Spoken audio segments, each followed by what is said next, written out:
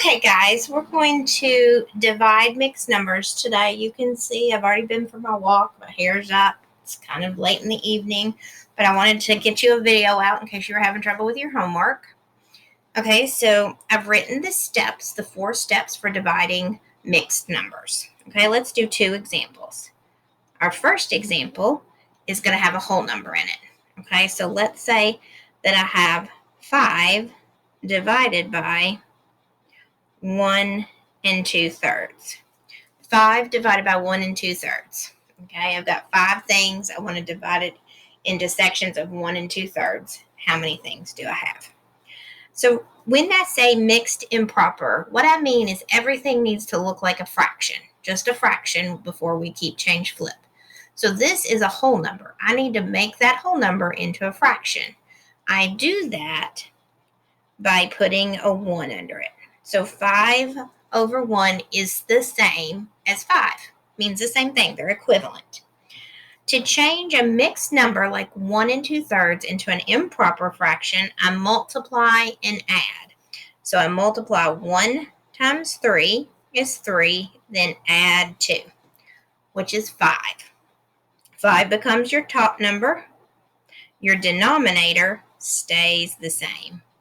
Your denominator stays the same. So it becomes 5 divided by 5/3. Now, check. Step 1's done. Check 2. Keep the first fraction, change the division to multiplication, and flip the second fraction over. Make it it's the reciprocal. The reciprocal. Keep, change, flip. Done. Step 2's done. Step 3, multiply across. 5 times 3 is 15, and 1 times 5 is 5.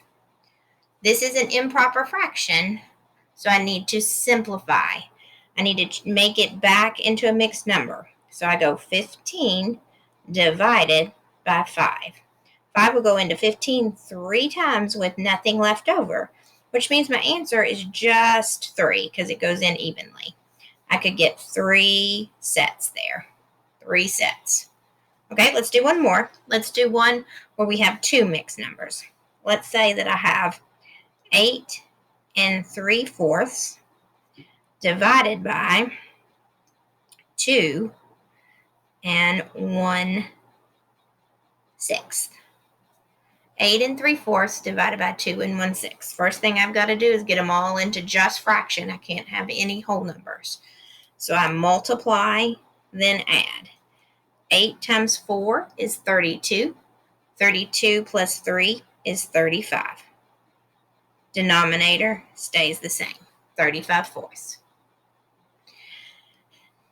Divided by 6 times 2 is 12, plus 1 is 13. 13 over 6. Denominator stays the same. My denominators are still down there. The only thing that changes is my numerators. So I've done step 1. Check. Step 2. Keep, change, flip. Keep, change, flip. Keep the first fraction, change the division to multiplication, and then flip that second fraction over. Make it 6 over 13. Okay, so now I have 35/4 times 6/13. I've got to multiply straight across. Okay, so 35 times 6. I'm going to go over here and do it over here off to the side. You can pick up your calculator and do it with a calculator.